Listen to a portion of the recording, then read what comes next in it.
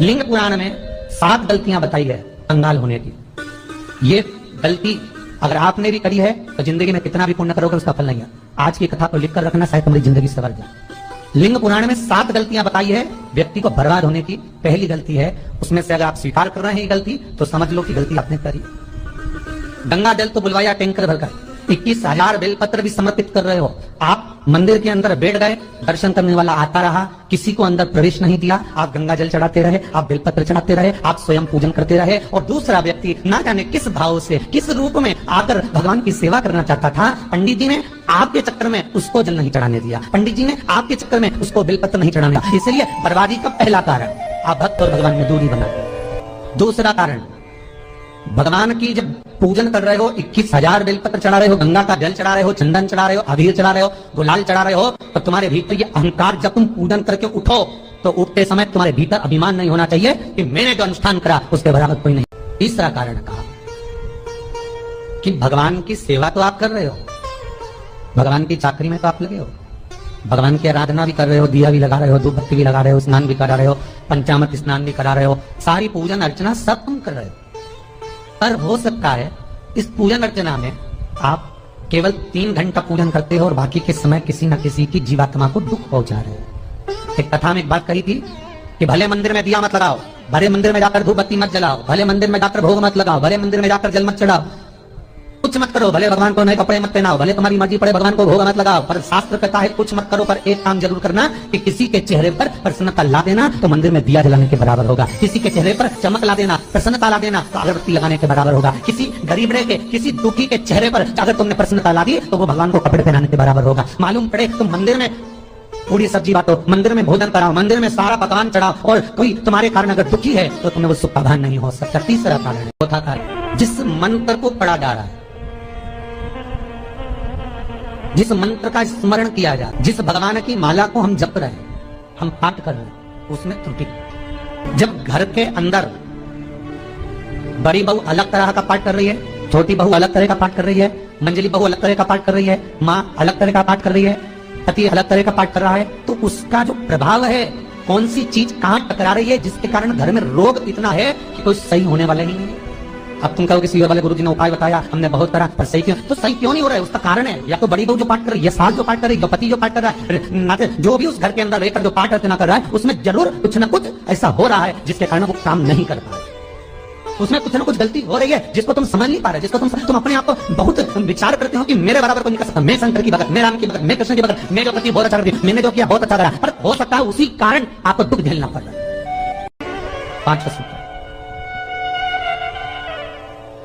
जो आप दान कर रहे हो, जो आप पुण्य कर रहे हो, सत्कर्म कर रहे हो, वो किस जगह पर लगा, ये 5वां सूत्र। फिर निवेदन करेंगे, गाय, बेटी और लक्ष्मी 50 बार विचार करना, तब किसी को देना। बेटी किसी ऐसे को मत ब्याह देना जो जुआ खेलता हो, मदिरापान करता हो, मांसाहार करता हो, वेश्यावृत्ति करता हो, वो बेटी का सम्मान नहीं करेगा। बेटी रोएगी तो कन्यादान करने वाले को रोना पड़ेगा। दूसरे नंबर पर गौ माता। गाय ऐसे ब्राह्मण को दान मत देना कि ब्राह्मण के घर में खुद रहने की जगह नहीं, और गाय को ले जाकर तुमने दे दिया और उस ब्राह्मण ने जब तक दूध दिया बांध कर रखा, एक तगाड़ी बाल्टी साड़ी के चक्कर में ले लिया, सोने के सींग के चक्कर में ले लिया, और बाद में वही गाय कसाई के हाथ में बिक गई और कसाई ने काटा तो बददुआ तुमको लगी। बेटी, गाय और लक्ष्मी, पैसा भी किसी ऐसे भिखारी के कटोरे में मत दान देना कि जिसने ले जाकर मदिरापान में लगा दिया, जुए में लगा दिया, वेश्यावृत्ति में लगा दिया। अगर जिस भिखारी के कटोरे में पैसा दिया उसने शाम को ले जाकर मदिरापान में, जुए में लगा दिया, तो लक्ष्मी रोती है कि तूने मुझे गलत जगह पर दिया है, इसलिए तुझे रोना पड़ेगा। तब व्यक्ति को रोना पड़ता है, फिर व्यक्ति होता है। गाय, बेटी और लक्ष्मी 50 बार विचार करो, क्या सही जगह पर दे रहे हो, और अच्छी जगह पर दोगे तो संपदा भी बढ़ती है, सुख आता है। अगर बेटी सुखी रहेगी तो मायके के लोग सुखी रहेंगे, गौ माता सुखी रहेगी तो संसार सुखी रहेगा। और आपने तो धन दिया, आपने जो पैसा दिया किसी भिखारी के कटोरे में, अगर उसने गलत जगह पर लगाया तो रोना तुमको पड़ेगा। किसी आजकल के भिक्षुकों को अगर रोटी दे दो तो लेते, आटा दे तो नहीं लेते। पहले के समय में जो भिक्षुक आते थे ना, तो रोटी बनी हुई मांगते थे। बूढ़ी बूढ़ी माता जानती होंगी, चिमटा बजाकर, घुंघरू बजाकर करते थे भोजन, तो 2 रोटी निकाल कर दे दी जाती थी घर से। लो बाबा, भोपाल के और इंदौर के, इंदौर का राजवाड़ा चौराया और भोपाल का लाल घाटी चौराया, इन दोनों चौराहे पर इतने से बच्चे लोग भीख मांगते हैं, और उनकी माताएं और उनके पिता रोड के किनारे पर चिलम लगाते बैठे रहते हैं, पांव लंबे करके पड़े हैं, और ये कमा कमा के उनको दे रहा है। और धन्य है ऐसे लोग जो उनको दान भी दे देते हैं। जिसको जरूरत है उस तक कुछ नहीं पहुंचता। अभी भी 4-6 महीने लॉकडाउन चला, जिसको जरूरत थी एक रोटी की उस तक कुछ नहीं पहुंचा, और जिसके पास में पहले से भरा हुआ था उसने और ले जाके भर लिया। जिसको जरूरत थी उस तक नहीं पहुंचा, जिसको जरूरत है वहां तक सामग्री नहीं पहुंचती भाई। आपने दिया और उन्होंने ले जाकर बेच दिया, और फिर सोचते हो कि मैंने तो पुण्य करा। कई लोग कहते हैं मैंने दान करा, मेरे को इतना फल मिलेगा। काहे का दान करा? ऊपर तो जाए यमराज के डंडे पड़ेंगे। ट्रेन में आप बैठ जाओ, रिजर्वेशन कोच में छोटे छोटे लड़के आते हैं, अपना कपड़ा उतारते हैं। सही बोलना रे भाई, जितने लोग टीवी पर कथा सुन रहे हो, छोटे छोटे बच्चे अपना कपड़ा उतारेंगे और पोछा लगाएंगे रेल की बोगी में। जब गवर्नमेंट ने सीट पर रख रखे हैं तो तुम्हें अंदर आने का किसने कहा? कौन ने कहा कि तुम अपना कपड़ा उतार के पोछा लगाओ? और वो अपने शरीर का कपड़ा उतार कर पोछा लगाता है, आपके आगे हाथ हिलाता है, आप 1-1, 2-2 रुपए दे देते हो। वो अगले स्टेशन पर उतरता है, कोई सूंघने की सामग्री लेता है, सूंघ के वो बर्बाद हो जाता है और कहीं कूद कर मर जाता है। उसके मरने में 1 रुपया तुम्हारा भी लगा है, इसलिए नरक तुमको भी भोगना पड़ेगा, क्योंकि उसके मरने में तुमने हेल्प करी है। 5वां कारण अपनी पुस्तिका में लिखकर रखना, तुम्हारे दुख का 5वां कारण क्या है? क्यों तुम करोड़पति से रोडपति बन गए? तुम्हारे यहाँ पर 4-4, 5-5 गाड़ी थी, खूब वैभव था, खूब धन था, फैक्ट्रियां चल रही थी, सत्ताएं चल रही थी, खूब सत्ताएं थी, खूब वैभव था, खूब धन था, पर कुछ भी नहीं, सब धरा की धरा रहे, सब कोई वैभव बचा नहीं रहे, कोई वैभव नहीं। एक हमारे सेंधवा के भगत है महाराज, बड़े भावपूर्ण भगत।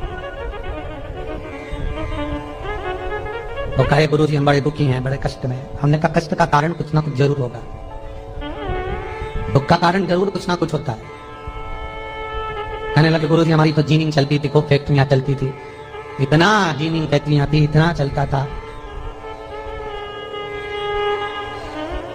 इतनी जीनिंग चलती थी, इतनी फैक्ट्रियां चलती थी। गुरुदेव बहुत दुखी हो गए। हमने कहा दुख का कारण, जो ये 7 कारण है शिव महापुराण के लिंग पुराण में जो 7 कारण बताए हैं दुख आने के, जब फैक्ट्रियां अच्छी चल रही, जीनिंग अच्छी चल रही, व्यापार अच्छा चल रहा है, तो 7 कारण बताए हैं। क्या उन 7 कारण में से कोई कारण आपके साथ में हुआ है जिसके कारण आप रोड पर आ गए, करोड़पति से रोडपति बन गए?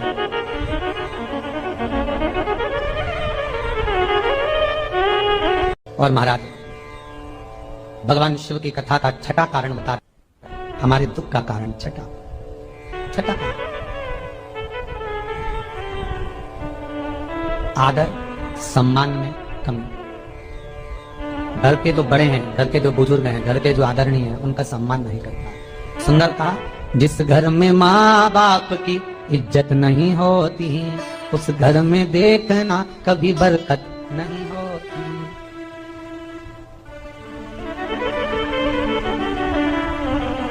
छठा कारण है सम्मान, सत्ता, आदर ना हो। जब धन। 7वां कारण, ये अंतिम कारण है। जितने लोग कर्जे में लगा लूं मैं, जितने लोग दुखी हैं, जितने लोग तकलीफ में, आज की कथा को बहुत दिल से सुनना, अपनी गलती को जरूर छाटना। मुझे विश्वास है मेरा भोलेनाथ, आप अगर गलती को स्वीकार कर लोगे तो शंकर वापिस आपको करोड़पति बना देगा, लखपति बना देगा, शंकर आपके भंडार फिर भर देगा। 7 कारण में से अपनी गलती को जरूर छाटना। साथ ही आपने गलती कौन सी करी, और अपनी गलती को छाट ले, यही सबसे बड़ी बात है ना। लोग सुनने के बाद भी नहीं छाटे, मैंने तो कुछ करी, मैं कुछ करी, बस मैं ही तो है, हरी जगदम्बा वो मैं ही फंसा है बीच में।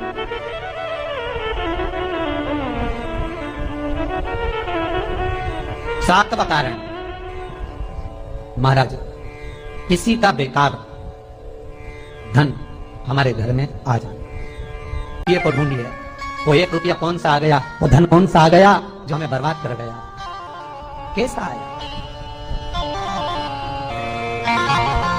धन, कौन सा आ गया ऐसा जो हमें बर्बाद कर दे।